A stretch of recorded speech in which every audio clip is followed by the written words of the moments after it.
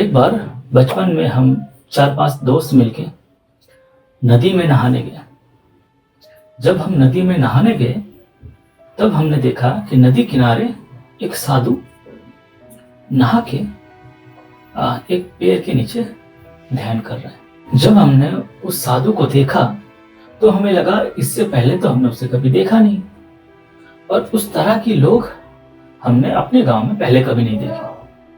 बड़े बड़े दाढ़ी, बड़े बाल, एक अलग ही अंदाज। तो हम गए उनके पास, हम बैठे रहे तो उतने में ही थोड़ी दूर में एक खेत में दोनों भाई के बीच में लड़ाई हो रही थी। दोनों भाई खेत को लेकर लड़ रहा था, जमीन को लेकर। क्या है, हम सबकी नजर वहां पे गिरी जहां पे वो लड़ाई हो रही थी। झगड़ा दोनों भाई के बीच में हो रहा था। मजे की बात यह है कि वहां पे और भी 3-4 लोग खड़े थे मगर कोई कुछ नहीं बोल रहा था। दोनों भाई में लड़ाई हो रही थी, झगड़ा हो रहा था। एक भाई और एक भाई को धक्का दे रहा था, गिराने की कोशिश कर रहा था, गाली गलौज हो रहा था। उनमें एक भाई शुरू में तो 2-4 बात बोली उसने। जब देखा कि उसकी बातों का कोई असर नहीं हो रहा था, कोई नहीं सुन रहा था, ना ही सामने वाला उसका खुद का भाई सुन रहा था, तब वो शांत हो गया। जब वो शांत हो गया तब उसका भाई और चिल्लाने लगे, ऐसा करने लगे कि सारे के सारे गलती उनका है, मतलब उसका कोई गलती है ही नहीं। जो भी किया है उसके भाई ने किया है और वो ऐसे दिखा रहा है कि जैसे उसने बहुत कुछ क्या कर लिया है। बस किया इतना है कि जो खेत में पानी जा रहा था उस पानी को उसने लाइन को रोक के अपनी खेत की तरफ किया है। बस इतनी सी बात है। रही बात कि उसके खेत में जब पानी जा रहा था उसका खेत पूरा भर चुका था पानी से।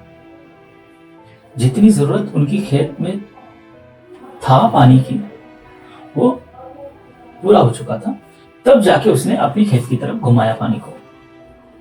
लेकिन कहते हैं ना कि जब अगर किसी का मन में कुछ इस तरह की हरकतें करनी होती है तब इंसान कोई ना कोई मुद्दा उठा ही लेता है। उसी तरह उसने एक छोटा सा पानी का मुद्दा बना लिया अपने भाई से लड़ने के लिए। हम देखे तो साधु ने हमें एक बात बोली कि देखो दोनों भाई लड़ रहे हैं, ऐसे लड़ रहे हैं कि मानो क्या आफत आ गई है। ऐसे लड़ रहे हैं दोनों भाई जैसे लग रहा है कि एक भाई का और एक भाई ने सर फोड़ दिया पानी को लेके। तो उन्होंने एक मैसेज हमें उस टाइम ये दिया, साधु ने बोला हमको, हम सबको, कि बेटा ये जो व्यक्ति लड़ रहा है ना, जो चिल्ला रहा है, गाली दे रहा है, ये कुछ नहीं करने वाला है। ये कुछ नहीं करने वाला है।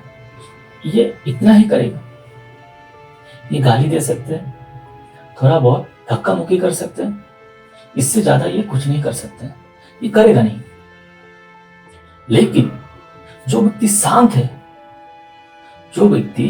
शांत है उनका कोई भरोसा नहीं है। हम अक्सर शांत व्यक्ति को कमजोर मान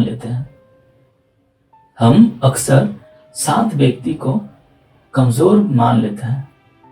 हम उनकी कमजोरी मान लेते हैं उस बात पे। तब तो हमारे समझ में नहीं आया कि साधु हमें क्या मैसेज देने की कोशिश कर रहा था या क्या बताने की कोशिश कर रहा था, क्योंकि हम जितने भी थे वहां पे सब छोटे थे। हम तो नदी में खेलने गए, हम फुटबॉल लेके गए नदी में खेलने के लिए, नहाने के लिए।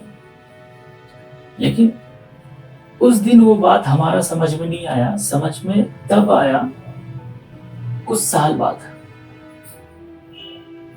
लेकिन किस्सा वहां पे खत्म नहीं होता है। कहते हैं कि वो झगड़ा वहां पे खत्म नहीं होता है। जब शाम हो जाती है, सब अपने अपने घर चले आते हैं, अगले दिन फिर से उसी मुद्दे को लेके झगड़ा स्टार्ट होती है। उनमें से एक भाई जो शांत था उस दिन, वो जब धक्का मुक्की हो रहा था उसने तब भाग के गया घर के अंदर और एक लोहे की एक मजबूत डंडा लेकर आया और उनके सर पे मार दिया। तो उस दिन वो साधु हमें ये मैसेज दे रहा था, ये समझाने की कोशिश कर रहा था कि अगर तुम किसी से लड़ रहे हो, अगर तुम्हारी लड़ाई में सामने वाला शांत हो जाता है ना, जब देखना कि सामने वाला अब कुछ नहीं बोल रहा है, तब आप भी शांत हो जाओ। इसलिए उस दिन हमने ये सीखा कि अगर हम किसी से लड़ रहे, झगड़ रहे, तो अगर सामने वाला हमारी लड़ाई झगड़ा से शांत हो गए या चुप हो गया, तब हमें भी थोड़ा पीछे हटना चाहिए, ताकि कुछ ऐसे कदम ना उठाए जिसकी भरपाई हम जिंदगी भर ना कर पाए।